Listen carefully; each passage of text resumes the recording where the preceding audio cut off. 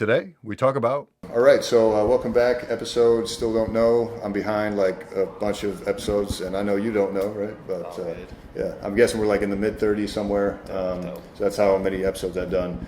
But introduce yourself, my man. Another special guest here. What's up? My name's Fluke. I do comedy, I rap, do a couple other things. Headstands. Yes, yes. Various headstands. I could teach you. Let me know if you're interested. Dope. Got many hustles. Yeah, so let's actually I quickly want to ask about that. Is that like a breakdancing thing, or is it Yeah, I learned through breakdancing. I kind of got into yoga after, which also incorporates headstands. Gotcha. Okay. All right, and then with your comedy background, like when did you start? How long ago? Where did you start? All that kind of stuff. Yeah, I started doing stand-up 2 years ago. I got into that through rapping, which I started doing in high school, and my raps always took a comedic angle, very punchline based.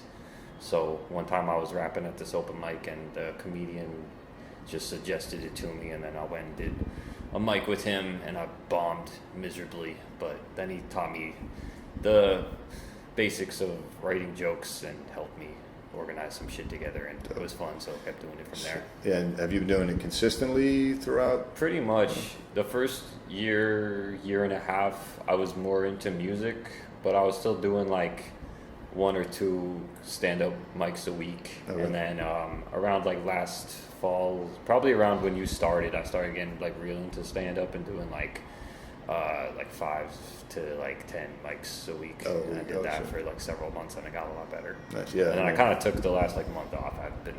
Haven't been micing it as much. Gotcha. But that's all right. Yeah, I mean, I feel like sometimes you need that break because, dude, I was doing the whole 2 to 3 mics a day thing for even just a couple weeks, and then by the third week, I was just like, I'm done. I just can't even look at a fucking open mic at all. Yeah. So.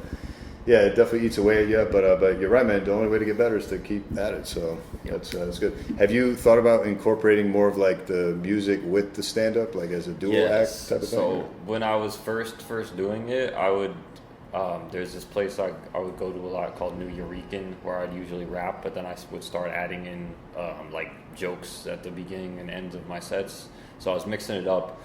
For the first like year, I was fucking with stand-up, and then I was like, yo, I need to get better at just stand-up for a while. So I can like build up the skill so that it's like at the same level as the rapping. So yeah, so now I feel like I've done that, and now I'm trying to find a way to like fuse them again. Gotcha. Yeah, so we just talked about on the sneaker segments, you booked a few shows that you're on now. So is that what you're doing now, or? Not so much, but I have been doing these roast battles at Comedy Fight Club, and those I would do. I've only done 2 so far, but both of them I did 1 round of stand-up type jokes and then 1 round of like battle rap. And that seems to work well. Oh, is that its own category? I didn't even know that. Battle. Oh no, you're saying you did a battle rap as your roasting? Yeah, like as my second round. Gotcha. It's just roasting, and I think that's good. I was just thinking of ways I could do that today. Maybe I'll just like, people do impressions like this is fucking George Carlin buying toilet paper or whatever, and they make this some specific ass thing. I could be like, yo, this is me getting really mad at White Castle, and then I just do a battle rap about White Castle for a minute, and then I go back to some other joke. That's fair. I might try some shit. Yeah, like that. I've noticed sometimes, because I've only seen you at open mics so far, but the open mics I've seen you at, occasionally you'll end your show with like a little rap outro, I guess. Oh yeah, Jimmy's, because get a lot of time. I have like these AKAs that I do, and I just list all that at the end. Yeah. Inspired by Jesus and Miro, if you know those guys. I definitely have been watching them a bunch. Word. It's one of my favorite podcasts. Oh, the Bodega Boys podcast. Yeah, I haven't listened to their podcast. I bet it's pretty good, just given their style of humor.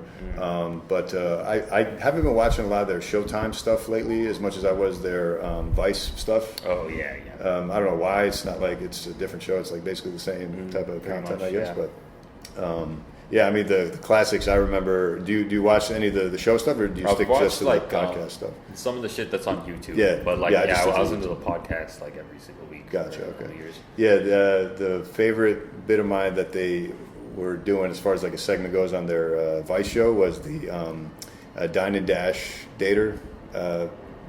What do you call it? Dine and Dasher Thief or whatever they call them. There's like a 3-part series where like the same guy was going on dates with women and then just like stepping out to take a phone call after eating like a whole meal and like leaving them with the bill. And he did this like 3 fucking times, and then they kept building up on it. It was hilarious.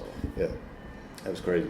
But yeah, man, they're an interesting group just because what? The hustle of that guy. Oh yeah, it's like getting these dates and then just committing to just dude. I mean, like, what if you actually liked the girl? It's like, nah, well, I gotta fuck her over. I don't think he did because clearly he was just after the meals. Like he would come in and like eat an entire meal before they even got there. Oh shit. And he's like, oh yeah, I'm actually extra hungry, so I ordered 2 steaks, Damn. And then he would just All leave after eating the second one. All right, I guess you gotta just do that like once a day, and then good. Right? Well, he eventually got caught by I don't know if the cops got involved or not. I'm pretty sure they did at some point, and like some kind of law came into play where like it's actually illegal. Like there's like a dine and dash law apparently in California or wherever this was. And then yes, there should be. Yeah. Yes. And the funny thing to me was he not only did it at the same restaurant twice, but like he got found out by the same owner.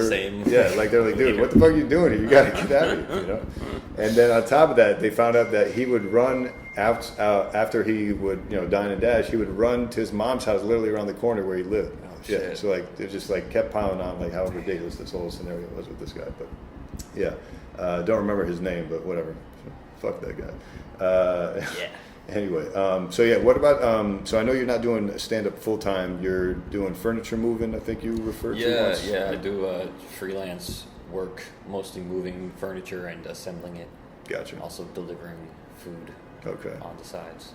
Nice. Yeah, because you told me you think you've delivered to this building once or twice before, quite possibly, yeah.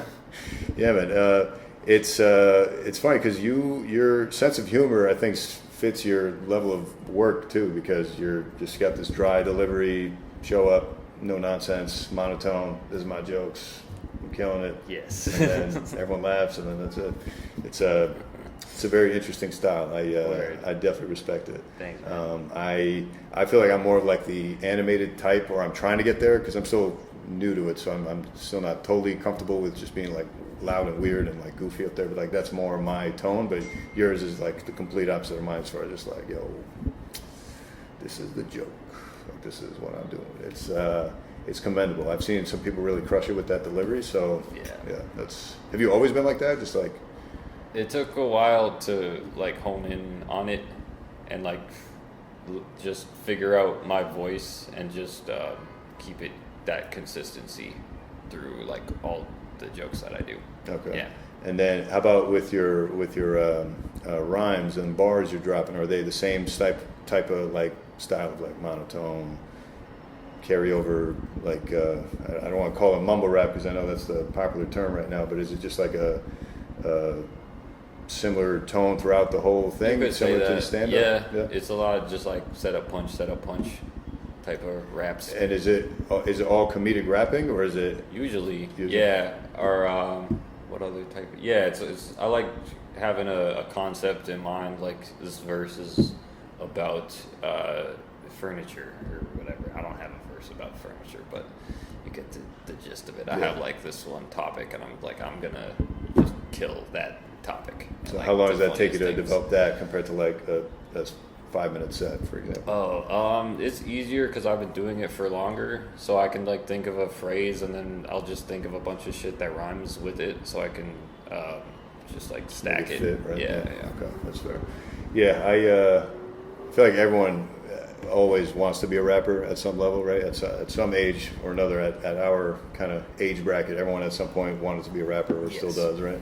So I remember me and a group of friends of mine, we thought about like putting together some rhymes for just like a little contest between ourselves, just to like see like, oh, who could like rap better. But obviously we all sucked ass, we were all terrible. But yeah, man, it's not as easy as it looks, for sure. But yeah, man, it's definitely a underrated skill set.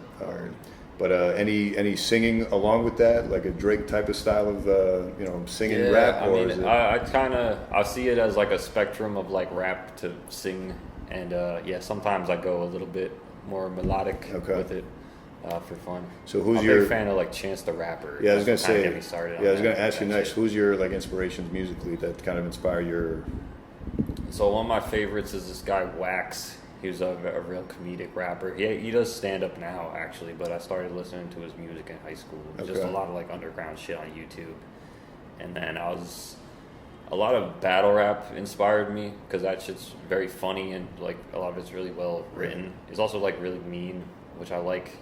Like, are you a Wild and Out fan? Like that yeah. Okay. I like that shit. Let's see, what else? I like Run the Jewels, which is this shirt I'm wearing. Hey.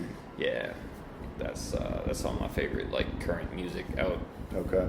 Yeah, I was gonna say you're like what's his name? White guy, last name Williams. Jacob Williams. Jacob Williams. Yeah, he's like got the same like dry, I just love like. that dude. Yeah, he's one of my favorite comics that I've met for sure. Oh, you met him? Yeah. Yeah, I saw him at a show once actually at the Lantern. He was just doing just a quick set there, and he ran off after the show. Of course, I'm sure he's busy doing other stuff, but yeah, he killed it, man. Just like the same kind of somebody who just a dry delivery, like yeah, I'm here and I'm doing this funny joke, and then you're gonna laugh, and then I'm just gonna do the next joke. It's also real like character based, like it's all ties into like his personality. Yeah, right. Yeah, I mean that's the beautiful thing about stand-up, right? Is like everyone has a different lane they can occupy and find funny. Right. Like not everyone has to be like over the top Dane Cook type or fucking whatever the opposite of that is. But anyway. Fucking Stephen Wright, probably. Sure. Or even like, actually, let me segue that into your favorite comics. Like, who are your comic influences? Yeah, I would say when I started doing stand-up, and maybe this is true for you, did your taste like change a lot once you started doing it? That's a tricky question because I was consuming stand-up a lot as a kid, obviously, and then growing up as much as I could. Even in medical school, I was watching any and all stand-up. But lately, I just can't watch a lot of it, especially the specials on Netflix. Oh, I just can't do that's it. pretty brutal, man. Yeah, and I can't I give tell. them like 5 minutes. I'm like, no, next. Seriously, yeah. Like literally, last night I was sitting here trying to watch a few newer specials just to like make sure it's not me, it's them, or whatever, whatever the reason is. And I just couldn't do it, man. Like 5 minutes into each of them, I was just like, this is not relevant to me, but people are laughing, so good for them to have their it's audience. like I've heard this before, but better. Yeah, well, and it's not even that. It's like I don't. I have started to notice definitely joke structure and like, I see the punch coming. Okay, I see what he did there. You want me to think you're gonna say this, but you're not. Right. Which is fine. I'm okay with that because I've noticed this with open mics too. Like we're seeing the same comics do the same jokes over and over routinely, and even if they do that, as long as it's funny, I still find myself laughing, at least somewhat. Which is all you really can hope for, especially at an open mic. For sure. But I think your question's a little difficult for me to answer because I can't tell if it's because I'm a comic now and I'm noticing things about it and just consuming so much bad comedy with these open mics that I'm just like so jaded and like so over all that, or is it that we're just in this post-Vine era, as I like to call it. So ever since Vine came out, like my attention span is just dust. It's nothing. Like I can't sit through whole movies anymore. I can barely do TV shows. Like everything I consume is on YouTube, like 2 to 3 to maybe 15 minutes clips at double speed. So it's tough for me to pay attention. So I think that's part of it too. Is like I can't even be engaged for that long with a stand-up special. Yeah, it's tough. A lot of it, I'd imagine, like I'd probably like this more if it was live, if I was like there.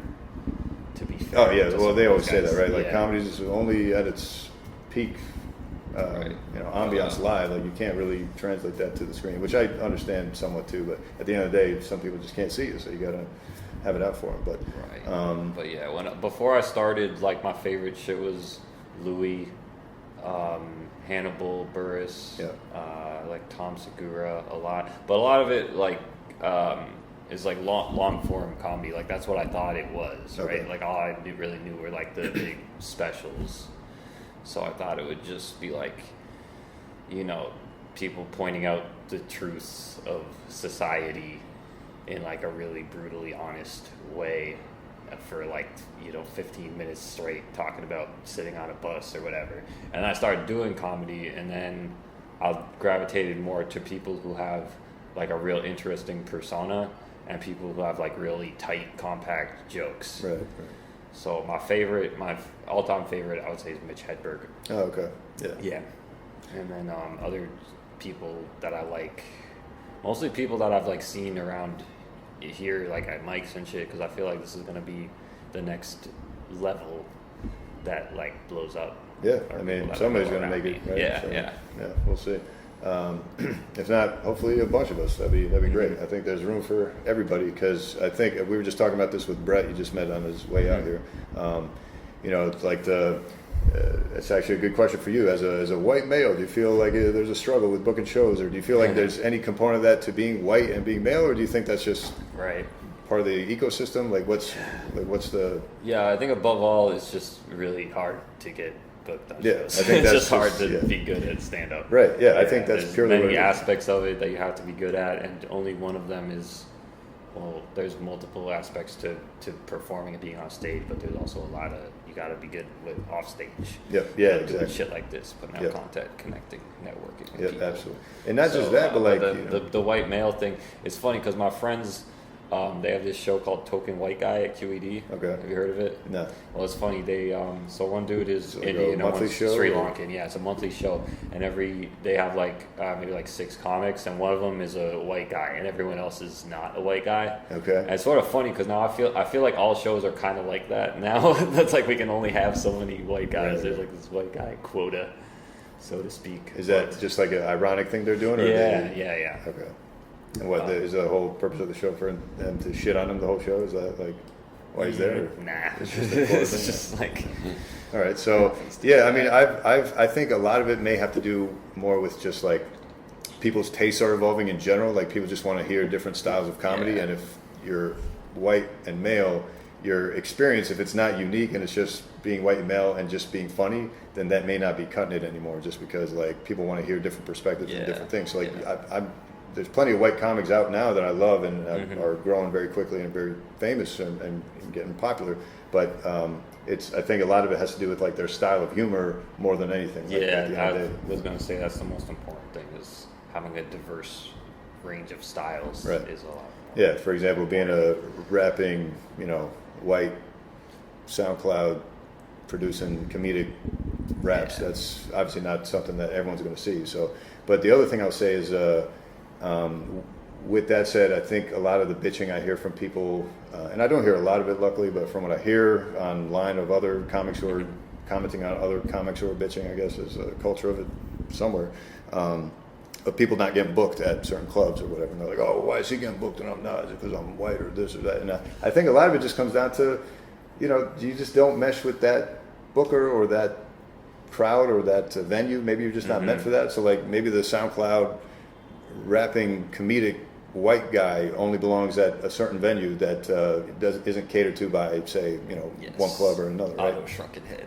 Oh, really? That's where I belong. No, I'm not saying that. I'm just saying like I say all that to say I think, and we were talking about this with Brett.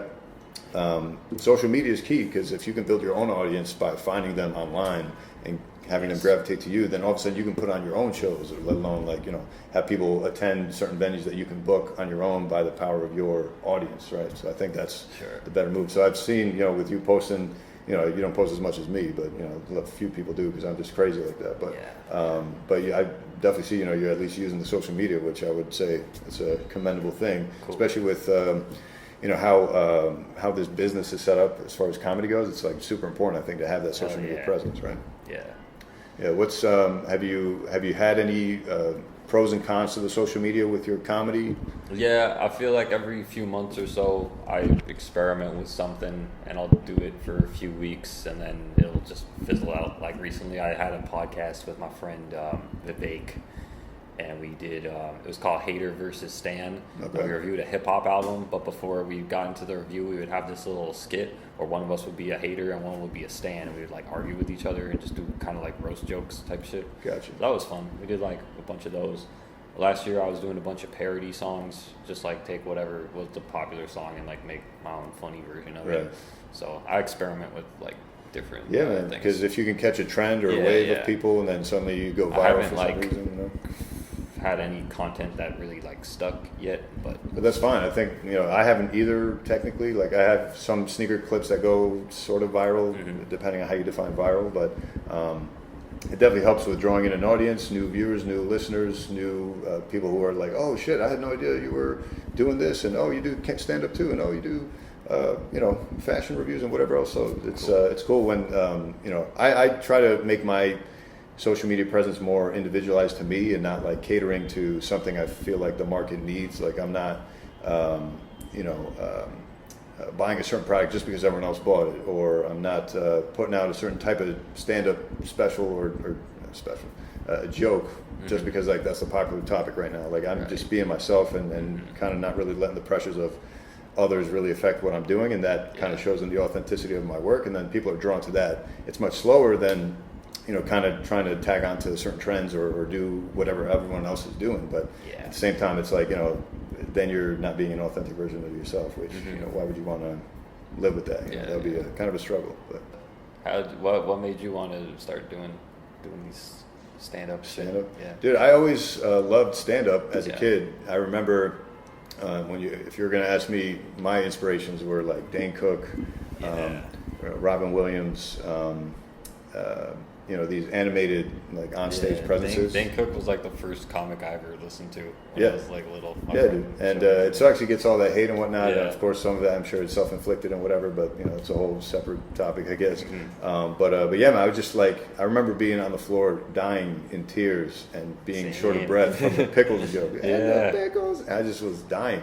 And I remember watching it 2-3 times and feeling the same way every time. I was just like, what the fuck? And I didn't get the feeling that a lot of other people get with stand-up, which is like, oh man, that's so cool, I want to do that. For me, it was the opposite. I was like, oh man, this is so cool, like there's no way I could ever do it, like there must be some special skill. And then now that I'm like older and meet more comics and started to go to open mics, my first ever open mic was in Iowa, not even here. So, because I just started working out there as a doctor, and literally right around the corner from my hotel room was the local comedy club. I never even been in a comedy club before. I was just seeing like Netflix specials or YouTube clips or HBO specials or whatever. So, what city in Iowa is Cedar Rapids, Penguins Comedy Club. So it's a good little club. Regular people go there, so that's kind of the nice draw to it too. Is like, especially it's a nice break from the fucking shit eating you take from these open mics, day in, day out. But comics for comics. Yeah, right. And for no one, actually. Yeah. And it's just a refreshing breath of fresh air when you go out there and you get like regular people in the crowd. The comics aren't like super bitter. I mean, obviously they're all bitter because they're comics. It's just what it is to be a comic, I guess. Right. But they're not as bitter as here because they only have 2 shows, one on a Monday, one on a Wednesday, 2 shows a week. That's it, and then that's it. Like, people are hanging out till the end of the show, having a good time, So that's always fun, as opposed to here where like people are just leaving right after their sets, running off to whatever next set, or just they can't handle any more bad comedy, so they're just heading out. But yeah, so the scene out there is pretty good, and they were supportive, and they encouraged me to even pursue it. So I started to write a set together, and I was like, "Fuck it, man, let me try this and see if I can do it." So, and luckily it's been going pretty good, man. I've noticed significant improvement in just the 6 months I've been doing it. So I can only imagine talking to some of these other comics that have been doing it 6 years, let alone 2, 3, 4 years. I'm like, oh shit, I wonder how good I'll be in that much time, let alone a decade. How everyone says, oh, in a decade you'll be good. I think that's bullshit. I feel like you'll be good when you're good. So however much effort you put in, however wherever you find your voice. You can't just use the number of years. Yeah, it's like how many hours did you? It's like I woke up on the 10th anniversary of my stand-up career and I got booked at the Cellar. Like, let's do it. No. Yeah, you got shows coming up? No, not yet. I'm thinking of making my own show at some point, and I'm thinking of like trying to maybe get some of my sneaker colleagues in the city who are just as big sneaker fans as me, and there's a nice little insular crowd of like sneakerheads in the city that I feel like if maybe I could put a show together at like a local sneaker boutique, then maybe we could do something like that. That could be kind of cool. I don't know, I haven't really thought about it too much, but that's something I'm thinking about. And then in the meantime, I'm just going to other shows, and hopefully over time, as I make more connections and network with people, I can hopefully get on other people's shows, especially as people see me get funnier and funnier and be like, oh hey, we got to book this guy. That's the hope. So fingers crossed, we'll see. All right, man. Well, thanks for coming. Why don't you plug your shows and where we can find you? Cool. Yeah, my name's Fluke. You can find me Instagram, SoundCloud, YouTube. You just search that, the word Fluke followed by the word human. trying to be the number one Fluke. I'm trying to be like just search Fluke, but one day. Actually, I should ask you before you finish up the plugs. Where did that come from? Fluke. Well, my government name is Luke, and I had some friends who used to call me Fluke, and then I just added human because I thought it sounded cool. Interesting. And, were they calling you Fluke for some reason? No, not really. This one dude was just drunk. It was mostly it. Shout out, right, fair Mike. enough. It rhymed and it stuck. Nice. All right, Yeah. fair enough. So Fluke, human. Now we know the origin story. Hell Dope. yeah. All right, where else can we find you? Yeah, you can Instagram? find me at Jack Jones' his monthly comedy show every first Monday. It's going to be June 3rd is the next one. I also host this thing called $3 Rap Show. And all the flyers are on my Instagram and Facebook and whatnot. Dope. What is? I'm just curious now. What is the $3 rap show? It is a hip hop showcase / open mic. I've been doing it with my boy Not Really for almost 2 years now.